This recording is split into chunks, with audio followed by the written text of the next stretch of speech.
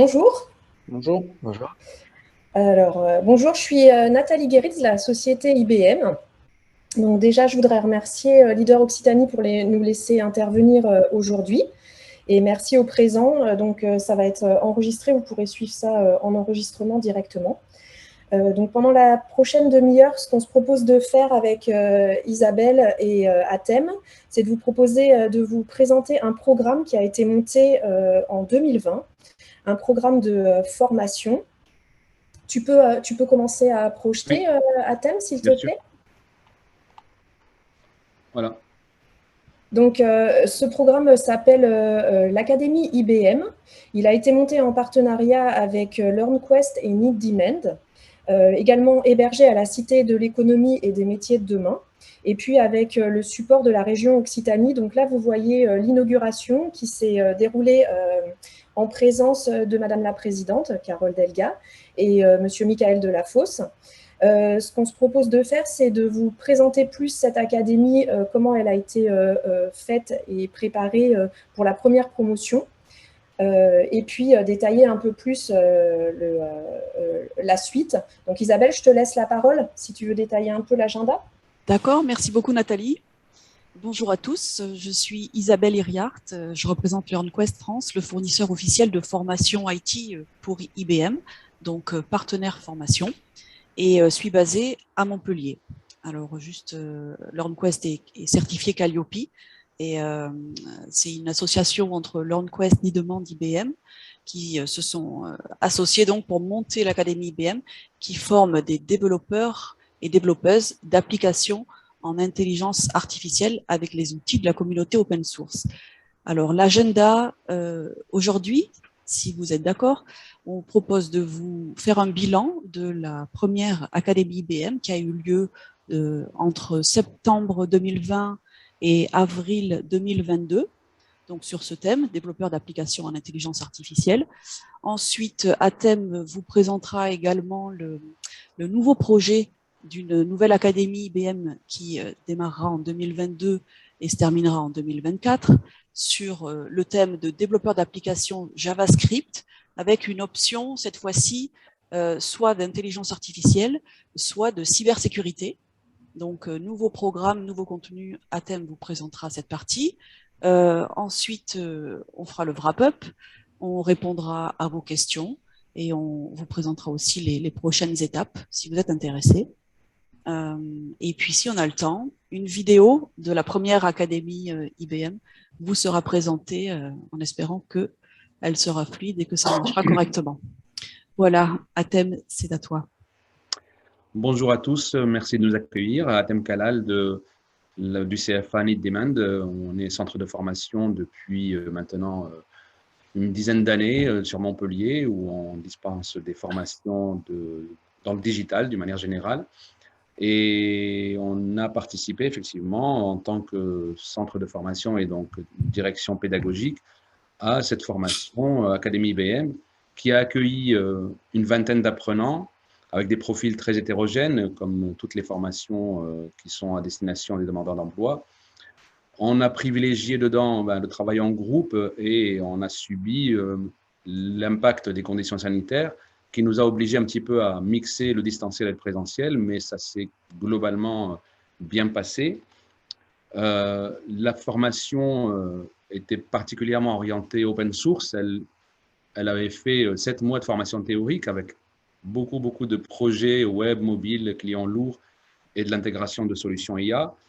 Sa particularité, c'est que pour la première fois dans une formation, nous avions des spécialistes, donc des ingénieurs, des chercheurs IBM, plus de 18 qui sont intervenus dans des domaines de l'IA, du cloud, du quantique, de la blockchain, pour rajouter du contenu et ouvrir un petit peu les chakras de nos chers apprenants, pour leur montrer un petit peu tout l'univers informatique autour de ce qu'ils faisaient eux, c'est-à-dire l'intelligence artificielle et le développement d'une manière générale, mais aussi on a intégré du RGPD, de l'éthique, avec un avocat du numérique qui est venu animer 2 journées, un philosophe qui a discuté avec eux de l'éthique en IA pendant plusieurs demi-journées.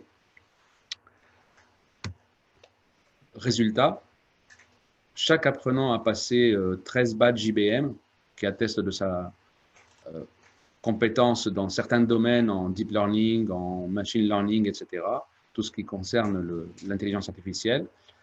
Ils ont ensuite fait un an d'alternance en entreprise, dans un rythme de 1 semaine, 3 semaines. On a 85% de réussite au titre professionnel de niveau 6 de concepteur, développeur d'applications qui est chez France Compétences et 11 CDI finalement à l'issue de la formation. On a eu effectivement 2 personnes qui se sont réorientées, mais qui n'ont pas quitté non plus la formation sans rien, c'est-à-dire que bon, on les a aidés à se réorienter, retrouver d'autres pistes. Et on en a tiré des conclusions. Ben, la première conclusion, c'est qu'on aurait dû collaborer bien plus tôt avec les réseaux d'entreprises comme Leader Occitanie. C'est-à-dire que, ou Digital 113, bien sûr, ou French Tech, tous les réseaux qui permettent de monter un petit peu la formation en collaboration, en amont, avec les entreprises, parce qu'il faut qu'on réponde à un besoin. On ne peut pas monter un programme. Alors, les programmes existent, hein, bien sûr, les technologies, on les connaît, mais c'est mieux si on peut démarrer dès le départ une concertation avec les entreprises pour savoir quels sont les réels besoins dans le développement. Continuer à recruter, toujours favoriser l'insertion des personnes les plus en difficulté, c'est la mission principale de la formation. Lorsqu'elle a été montée dès le départ avec la région, c'était l'objectif principal. Choisir les technologies adaptées aux besoins des entreprises et conserver, bien sûr, les technologies innovantes. On forme à des structures de développement existantes, mais notre objectif principal aussi, c'est de rentrer directement dans la cybersécurité, l'intelligence artificielle. Plus tard, le quantique, ça viendra forcément à un moment ou à un autre. Mais tout ce qui est technologie émergente et innovante, c'est une composante principale qu'on veut rajouter absolument dans notre trio IBM, Need Demand et LearnQuest, plus les intervenants externes et nos méthodes pédagogiques qui ont fait leurs preuves.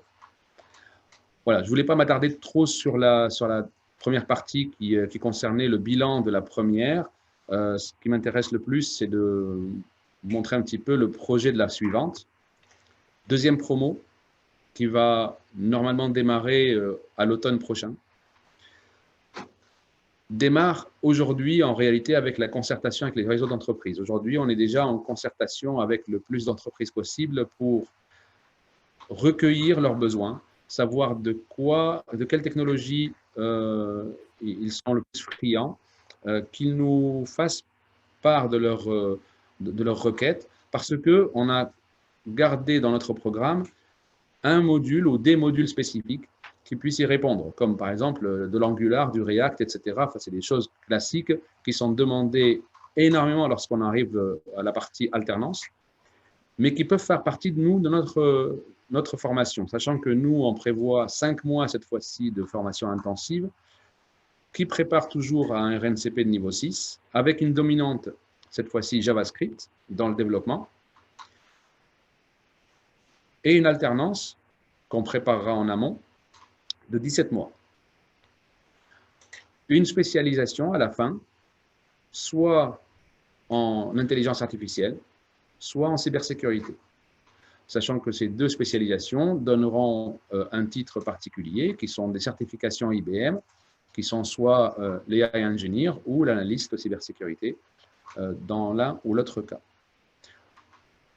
Les 17 mois d'alternance seront logiquement cadencés, après ça va une négociation avec les entreprises, cette fois-ci en 2 semaines, 2 semaines, comme le font les écoles d'ingénieurs, etc., ce qui correspondrait un peu plus à des besoins d'entreprise, parce que 3 semaines et nous, côté formation, ça nous fait trop peu pour les former pendant 1 semaine, et on les perd un petit peu au bout de 3 semaines.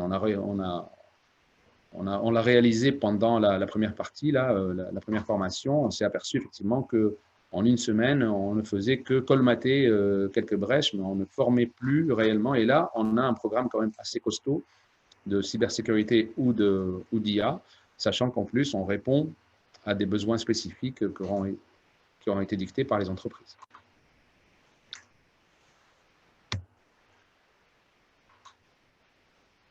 wrap up. Je te redonne la main, Isabelle. Oui, pardon. Donc voilà, on a fait un bilan de la première académie et les leçons tirées.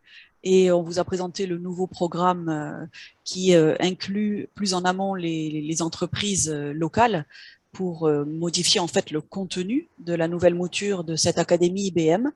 Donc voilà, on est prêt à démarrer en novembre cette année et on voudrait savoir si vous avez des questions, si ce programme vous intéresse, si vous êtes en recherche de jeunes recrues ou si vous souhaitez participer à ce programme d'inclusion pour des demandeurs d'emploi.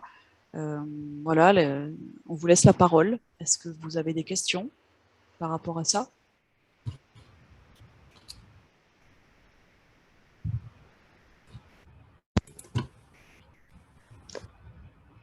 Alors n'hésitez pas, hein, c'est l'occasion justement de pouvoir en discuter directement. Euh, si vous n'avez pas encore de questions, moi j'avais peut-être une petite question de clarification. Vous avez déjà collaboré du coup avec des précédentes entreprises pour la première édition sur la formation enfin, de certains de leurs personnels, étant donné que vous cherchez aussi des alternants, des alternants, pardon, des demandeurs d'emploi, comment vous gérez un petit peu ces deux profils entre guillemets? Alors, d'un point de vue des candidats, on travaille main dans la main avec Pôle emploi et les organismes qui s'occupent de recueillir justement ces candidats. Donc, c'est eux qui nous envoient des candidats et c'est nous qui les interviewons et qui les sélectionnons par rapport à leur profil. Le profil qu'on recherche dans le cadre de l'académie V2, c'est idéalement des bac+2 avec une connaissance de base en informatique, évidemment. Mais bon, c'est assez large quand même. Hein. Dans la première académie, l'audience était très hétérogène. Hein. Athème, tu peux en parler si tu veux un peu plus, mais il y avait un petit peu tous les niveaux. Et finalement, on a pu créer comme ça des petits groupes de niveaux et des groupes dans lesquels tout le monde s'entraide et ça a très bien fonctionné. Donc, on n'est pas du tout fermé sur les exigences des compétences à avoir avant de pouvoir accéder à ce programme. Mais voilà, ce qu'on recherche, c'est idéalement des bacs ou des bac+2 avec une connaissance en informatique et le niveau de sortie est plus bac+3, 4 correspondant au niveau RNCP de niveau 6. Ensuite, pour les entreprises, effectivement, on a eu pas mal de retours. Donc, certaines entreprises qui ont déjà travaillé avec nous lors de la première promo vont continuer à travailler avec nous pour cette deuxième promo parce qu'ils sont intéressés pour embaucher d'autres personnes.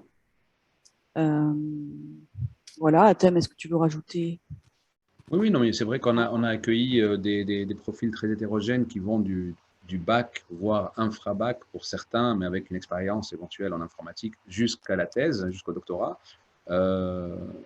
Ça n'a pas posé beaucoup de problèmes. Bien au contraire, ça peut être une mixité très intéressante parce que ça tire un peu vers le haut pour certains et ça met des challenges intéressants. Les entreprises, alors pour répondre à ta question, on n'avait pas de formation de personnel d'entreprise. On n'a pas formé pendant cette académie du personnel d'entreprise. Voilà, ils ont embauché des alternants qui provenaient de l'académie, donc des apprenants, demandeurs d'emploi qui ont postulé chez eux, mais on n'a pas formé leur personnel.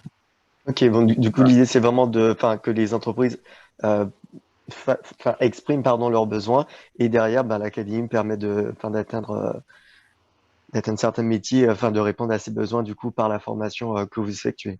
Voilà, exactement. En réalité, le titre RNCP est tellement ouvert sur le contenu, il n'y a que les grandes lignes que l'on peut y mettre un petit peu toutes les technologies possibles et imaginables tant qu'on reste sur les 3 blocs de compétences qui sont obligatoires pour l'obtenir.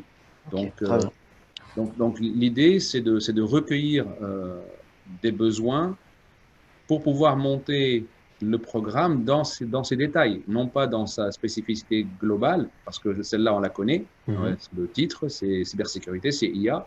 Mais s'il y a des technologies particulières, ce qui était le cas l'année dernière, hein, quand on a fait les embauches d'alternants, on nous a demandé, ah oui, mais moi, j'ai des projets qui touchent absolument, moi, il me faut de l'Angular, il me faut du Java, il me faut de ceci. Bon, donc ça, c'était quelque chose qui nous a freiné un petit peu lors de la recherche d'alternance et que l'on voudrait corriger cette fois-ci dès le départ. Ok, très bien. L'idée étant de préparer les candidats pour qu'ils soient opérationnels à l'issue de la formation, directement spécifiques aux besoins de l'entreprise dans laquelle ils ont travaillé pendant toute l'alternance. Ok, non, c'est très clair. Ok, très bien. Donc, si vous n'avez pas d'autres questions, à moins que, je ne sais pas, Sébastien, qui est là, non? Voilà. Il y a la vidéo qu'on voulait passer, on peut la passer, elle sera enregistrée sur le Sur le call. replay également, absolument. Voilà.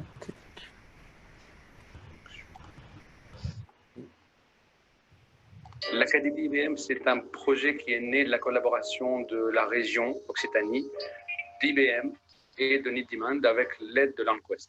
En réalité, on voulait créer un projet d'insertion, récupérer des personnes qui ont décroché et les former au métier de demain. En Occitanie, à Montpellier, nous avons, grâce à IBM et au soutien de la région Occitanie, développé une école de l'IA pour apprendre autrement, pour apprendre les solutions, développant l'IA. L'audience qui participe à ce projet de formation, c'est une vingtaine d'apprenants qui étaient en recherche d'emploi. Et l'objectif de cette formation est de les former à devenir développeurs d'applications web spécialisés en informatique, en intelligence artificielle. Ça faisait 1 an et demi que j'étais au chômage et j'allais en fait, j'avais une opportunité d'emploi qui se présentait à moi, mais en fait, ça me faisait rester à un niveau qui me convenait pas trop. Et j'ai vu en fait dans cette formation l'opportunité de monter en compétences. La spécialité IA, c'est vraiment quelque chose que je voulais absolument faire et comprendre. Je voulais apprendre ça, on va dire, un peu en autodidacte. Mais quand j'ai vu que la formation, elle proposait ça, en plus avec financé par la région, etc., je trouve ça super intéressant. Alors c'est une formation au niveau pédagogique qui est très adaptative. On l'a vulgarisée et on n'a pas perdu son âme de spécialisation. Donc vraiment, on s'adapte à chaque niveau. Alors, cette formation, elle permet à des jeunes de la région de devenir des développeurs certifiés.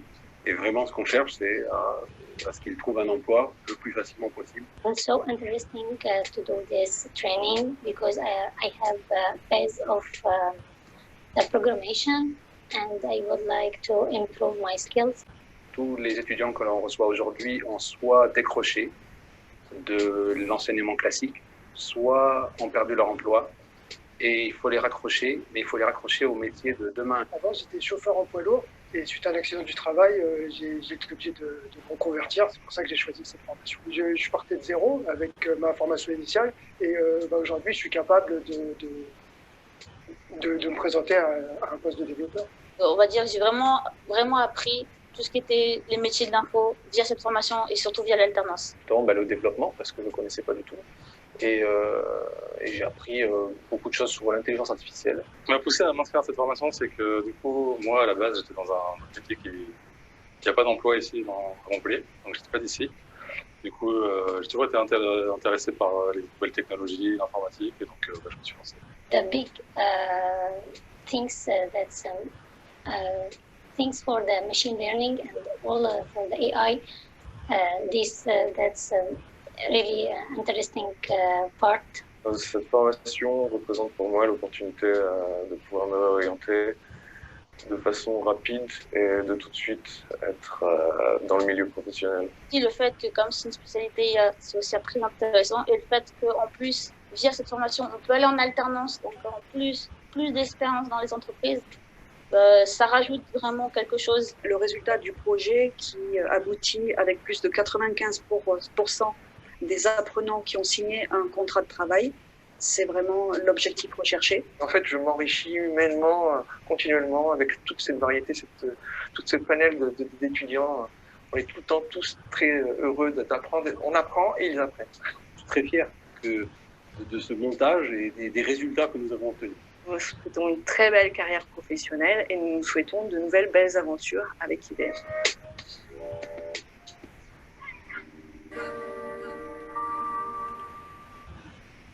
l'Académie IBM.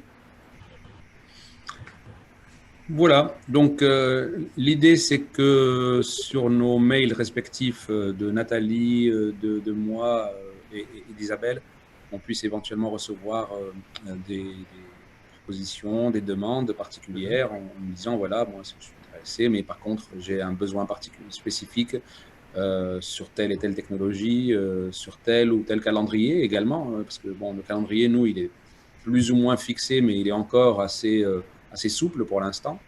Donc, c'est vraiment de travailler ensemble, c'est de pouvoir monter la prochaine formation avec la collaboration de l'EDIA Occitanie et de ses adhérents. Très bien. Est-ce que vous pouvez juste rappeler la date du calendrier prévisionnel, en tout cas, s'il y a la flexibilité? Calendrier prévisionnel pour l'instant, a priori, démarrage en novembre. Ok, parfait. Très bien. Mais écoutez, on va transmettre tout ça. Merci pour la présentation qui était très claire, pardon. Et la vidéo qui permet aussi d'avoir un retour d'expérience des premiers apprenants. Est-ce que vous voulez rajouter quelque chose, peut-être Sébastien, avant de clôturer le webinaire? C'est très clair, merci. Parfait. Merci beaucoup. Très bien. Merci à tous. Écoutez, merci pour cette intervention et passez à tous une très bonne journée. Bonne journée. Merci. Merci. Au revoir. Bonne journée.